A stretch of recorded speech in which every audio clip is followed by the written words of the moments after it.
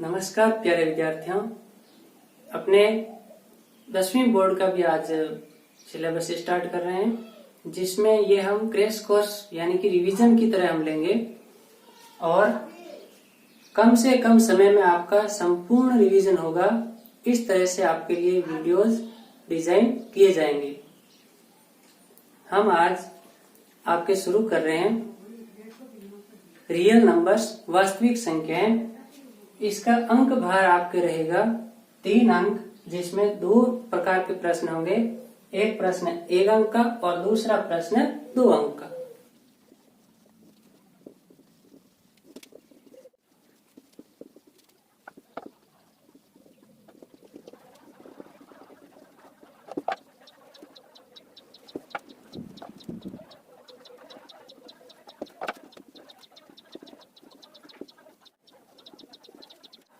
अब नेक्स्ट हम चर्चा करते हैं सबसे पहले कुछ इम्पोर्टेंट फैक्ट्स के बारे में।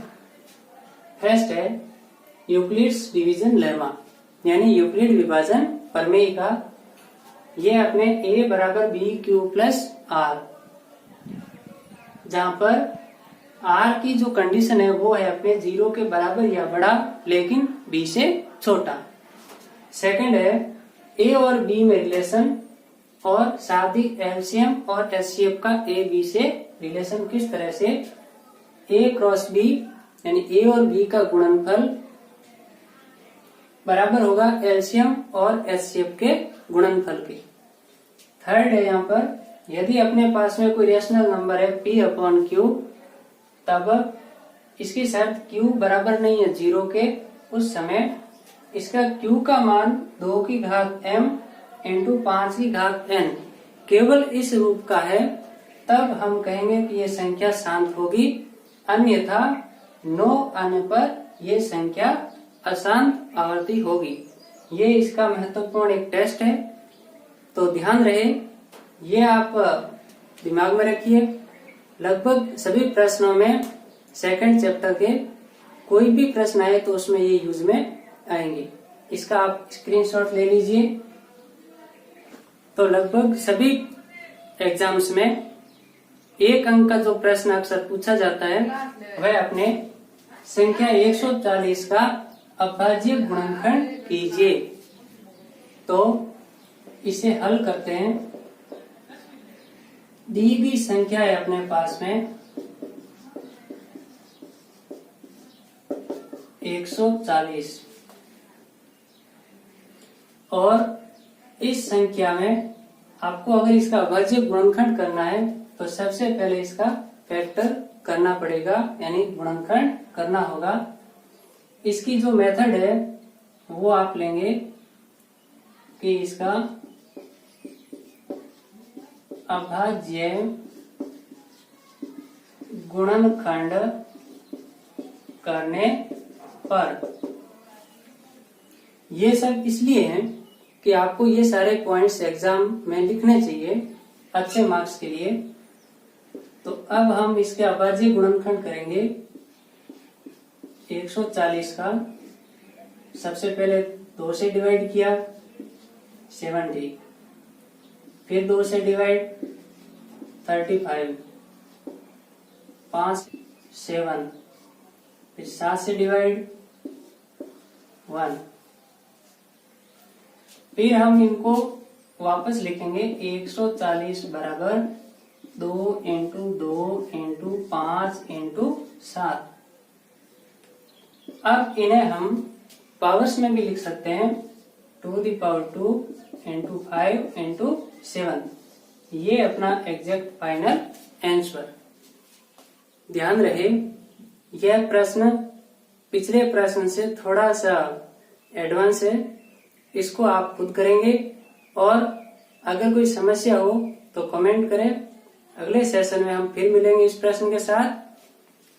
संख्याओं 90 व 144 का एलसीएम व एचसीएफ ज्ञात कीजिए।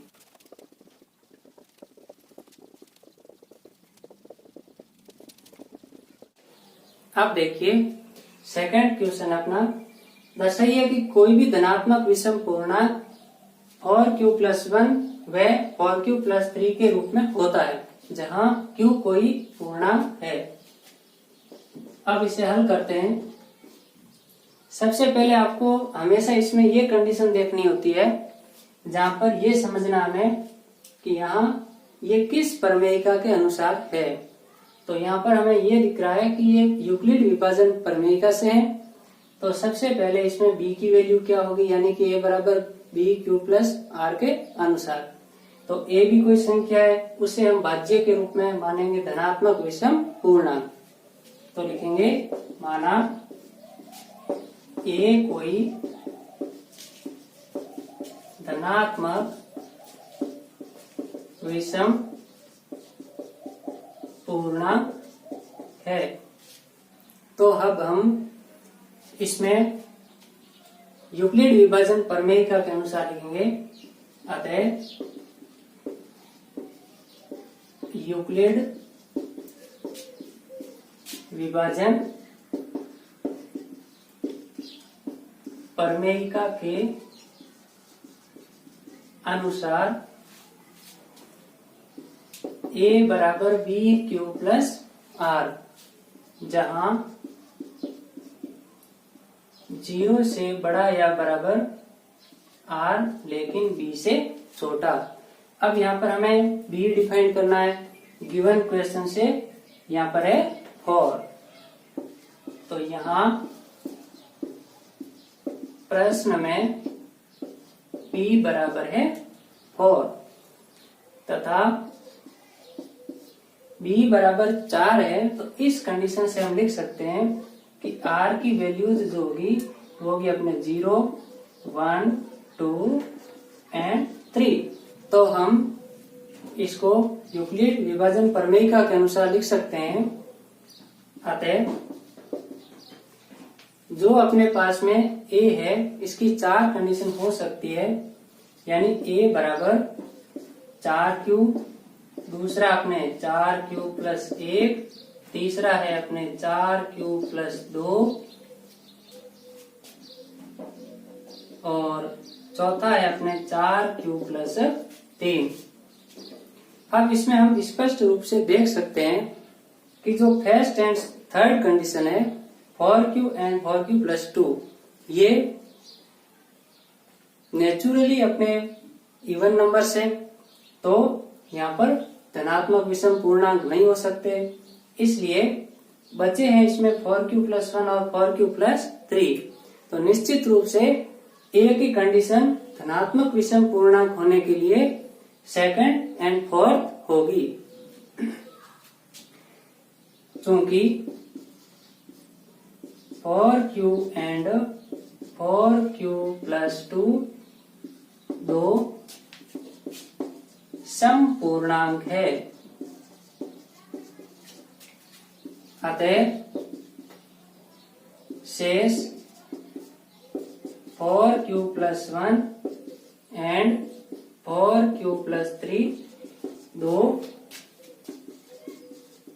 विषम धनात्मक पूर्णांक संख्याओं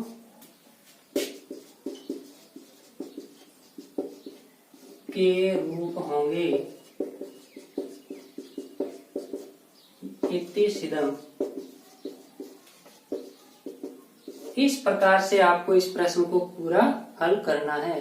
अब हम एक प्रश्न लेते हैं सिद्ध करने का, जिसमें अक्सर 2 अंक का ये प्रश्न पूछा जाता है कि सिद्ध कीजिए कि 3√2 एक अपरिमेय संख्या है। यह प्रश्न ध्यान रखें 2 तरीके से आता है। एक तो जब आपको सेपरेट एक इरेशनल नंबर दिया जाए, अपरिमेय संख्या दी जाए, तब आपके लिए अलग विधि है, उसके स्टेप्स आप जरूर याद रखें। साथ ही ये दूसरी विधि जो है ये भी उसी की तरह, लेकिन थोड़ा सा इसमें स्टेप्स में अंतर है। तो ध्यान दें, सर्वप्रथम हम मानेंगे कि 3√2 एक परिमेय संख्या है।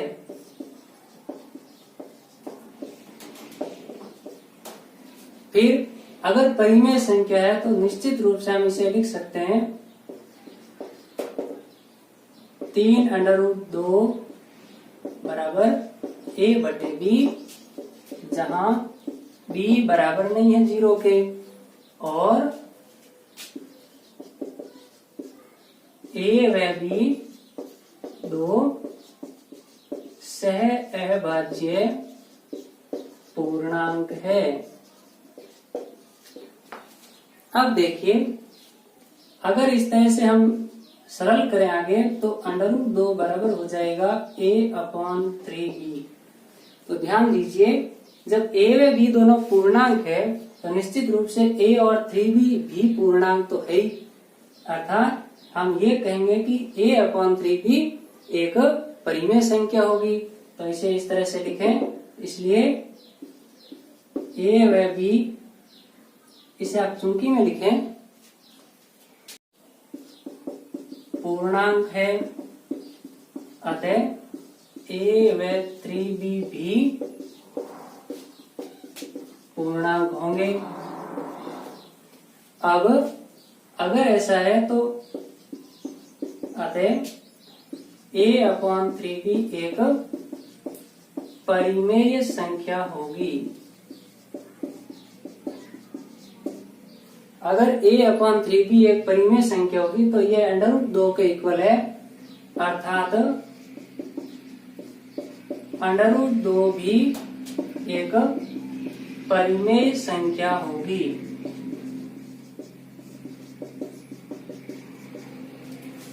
अब ध्यान दीजिए विद्यार्थियों कि जब √2 एक परिमेय संख्या है तो यह क्या उस कथन का विरोधाभास नहीं है जिसमें हम कहते हैं कि √2 यानी अभाज्य संख्याओं का वर्गमूल सदैव एक अपरिमेय संख्या होती है। तो हम ये जानते हैं, क्योंकि √2 एक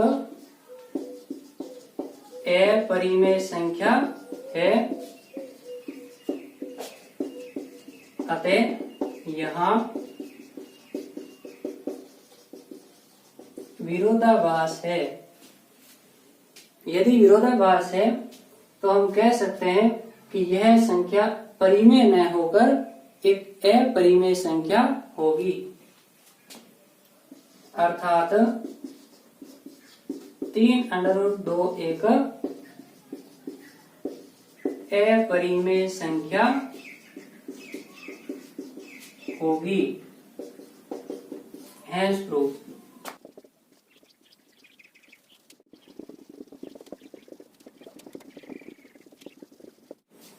अब आपके लिए प्रैक्टिस एट होम क्वेश्चंस है।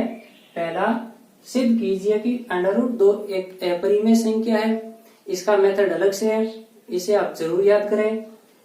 सिद्ध कीजिए कि 5 + 7 √5/3 एक अपरिमेय संख्या है। आप इन प्रश्नों को बार बार हल करें ताकि आपके प्रैक्टिस में आ जाए और आप कभी नहीं भूलेंगे, निश्चित रूप से एग्जाम तक तो पक्के नहीं। तो आप खुश रहिए, घर पे रहिए और हमारे चैनल पर नियमित रूप से जुड़े रहिए और आप निरंतर अभ्यास करते रहिए। धन्यवाद।